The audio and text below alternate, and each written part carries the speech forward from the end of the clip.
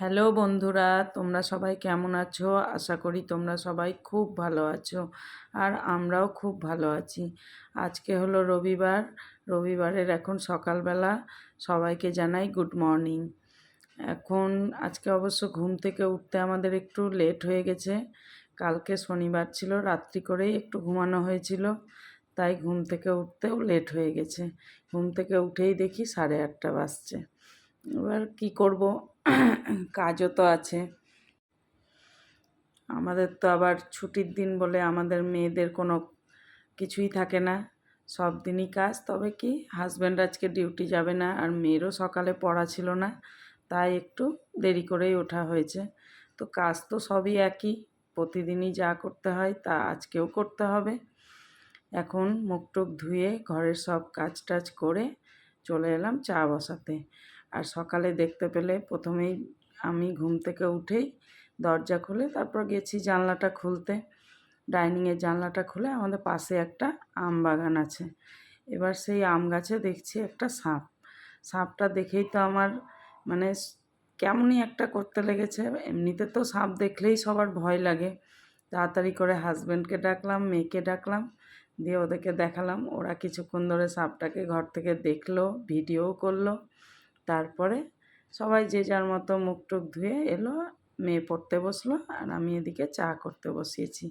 চাটা হয়ে গেল, তারপর আমরা সবাই চাটা খেলাম।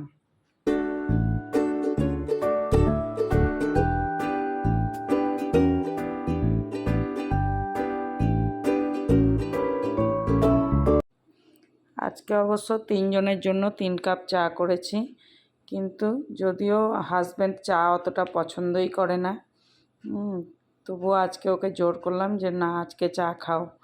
আর দুধও আজকে দিয়ে যায়নি, তার জন্য দুধ গরম করাও হয়নি। আজকে বললাম না, আমাদের ঘুম থেকে উঠতে লেট হয়েছিল, তাই জন্য যে ঘোষ আমাদের দুধ দিতে আসে সেও ঘুরে চলে গেছিলো। পরে আবার এসছিল, কিন্তু তখন তো আমাদের চাটা বসানো হয়েও গেছিলো, আর চা খাওয়ার পরই দুধ দিতে এসেছিলো। দুধ দিতে এসেও সেও বলছে আপনাদের তো দরজা বন্ধ ছিল, তাই ঘুরে চলে গেছিলাম। আগের দিনও তাই হয়েছিল, শনিবার দিনও মেয়ের স্কুল ছিল না, তার জন্য একটু লেট হয়ে গেছিলো উঠতে, তাই নিচের দরজাটা বন্ধ ছিল, তাই ঘোষ সেদিনও ঘুরে চলে গেছিলো। তারপর চা খেয়ে দেখতে পেলে ডিম সিদ্ধ বসালাম, 3 জনের ডিম সিদ্ধ খেলাম। খেয়ে হাজব্যান্ড বলল চলো বাজারে যাই, তা বললাম চলো। আমি বললাম চলো ঘুরেই আসি। দিয়ে মেয়েকে বললাম তুই ঘরে পড়, আর আমরা বাজার থেকে ঘুরে আসছি। কিন্তু আমি তো জানি ও ভালো করে পড়বে না, কারণ ঘরে আমরা দুজনেই নেই, ও তো পড়বে না জানি, তবুও বলে গেলাম, এখন বড় হয়েছে, পড়তে বলে গেলাম।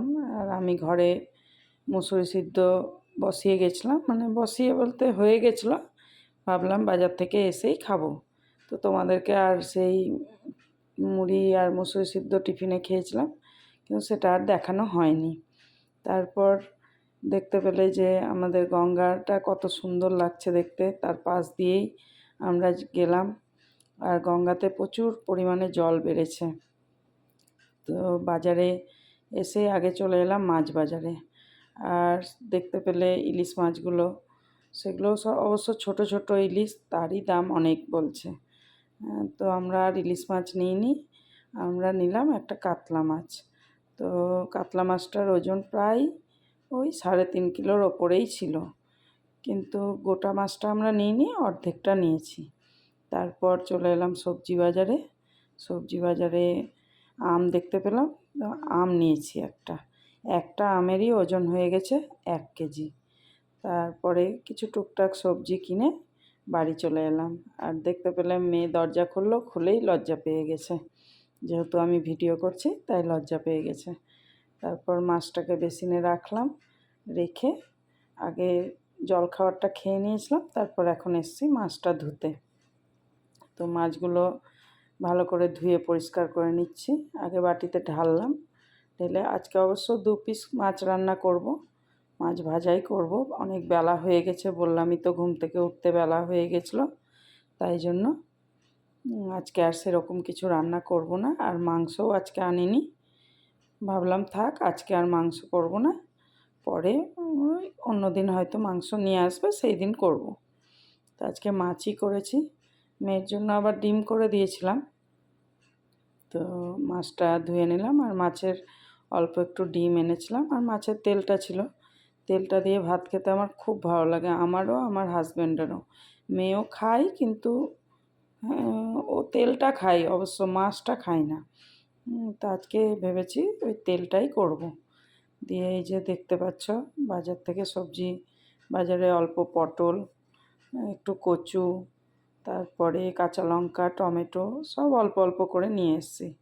আর তার সাথে দেখলে আম, আর একটা কাঁঠাল। কাঁঠাল খেতে আমি খুব ভালোবাসি, তাই জন্য এবার বড় কাঁঠাল তো খেতে পারা যায় না একাতে, তাই ছোট দেখে একটা নিয়েছি।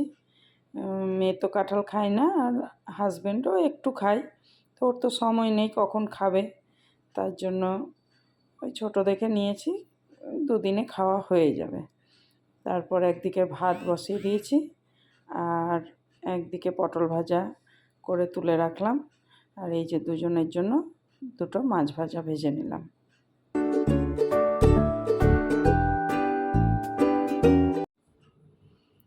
তারপরে চলে গেছিলাম স্নান করতে। স্নান করে এসে গরম গরম মাছের ডিমটা ভাজলাম। তো মাছের ডিমের বড়া তো গরম গরম ছাড়া ভালো লাগে না, তাই জন্য গরম গরমই খাওয়ার আগেই ভেজে নিলাম। দিয়ে চলে এলাম, আমরা খেতে বসে গেলাম। একটু বেলা হয়ে গেছিলো।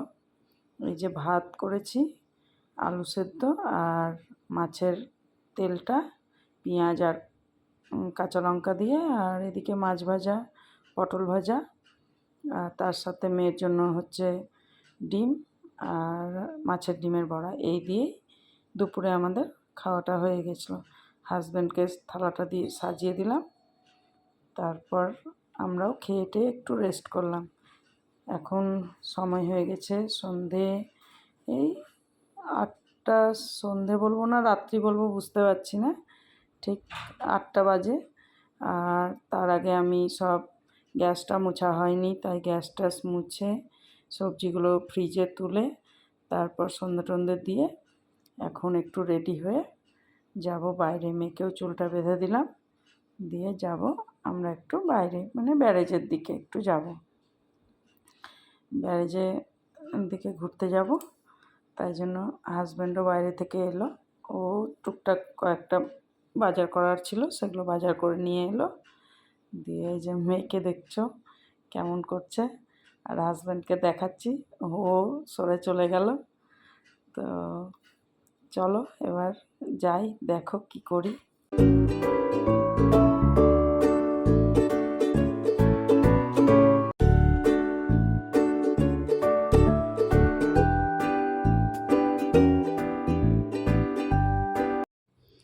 বাইরে বেরিয়েছি, বেরিয়ে এই যে আমাদের পাড়ার সব কুকুরগুলো, মেয়ে তো ওদেরকে ডাকবে, আর কুকুরগুলো একদম প্রতিদিন বিস্কুট খায় দেখে যখনই বেরোবো তখনই ভাববে বিস্কুট দেবো, একদম গায়ে উঠে পড়ছে। আমি মেয়েকে বকছি যে দাঁড়া, ওরম করে ডাকিস না, গায়ে উঠে পড়ছে। তো কিছুক্ষণ আগেই ওর বাবা বিস্কুট খাইয়ে গেছে, পাউরুটিওয়ালা এসেছিলো, পাউরুটি নিয়ে ওদেরকে খাইয়েছে। তারপর তো চলে এলাম আমরা ব্যারেজে একটা অ্যাকোরিয়ামের দোকানে, যেহেতু আমাদের বাড়িতেও একটা অ্যাকোরিয়াম আছে, তাই জন্য সেই অ্যাকোরিয়ামের দোকানে এলাম। 1 সপ্তাহ আগে আমরা নতুন 2-1টা মাছ নিয়েছি, সেই মাছগুলো খাওয়ার খাচ্ছে না, তাই জন্যই একটু জানতে গেছিলাম যে মাছগুলো খাওয়ার খাচ্ছে না তো কি করব। তো বললো কিছু করার নেই, ও ঠিক খিদে পাবে খাবে, ওদেরকে না খেতে দিলেও কিছু হয় না। তাই একটু মেয়ে এসে ভিডিও করলো অ্যাকোরিয়ামের দোকানে, মাছগুলো দেখতে বেশ ভালো লাগছে, তাই জন্য অ্যাকোরিয়ামের দোকানে গেলেই মনে হয় মাছ কিনি, কিন্তু কি করব, সব সময় তো মাছ কিনতে পারা যায় না, কারণ আমাদের অ্যাকোরিয়ামটা ছোট অ্যাকোরিয়ামে তো অনেক মাছ আঁটবে না, তাই জন্য কিনতে পারিনি। তবে তবুও 2টো মাছ কিনা হয়েছে। আর এই যে দেখো, এই মাছগুলো কী মাছ আমি জানি না, কিন্তু এত নোংরা যে মেয়েকে বললাম ভিডিও করিস না, ছেড়ে দে, তবুও ও করলো। আর এটা একটা মাছ, এই যে 2টো মাছ আমরা কিনে নিয়ে এসেছি।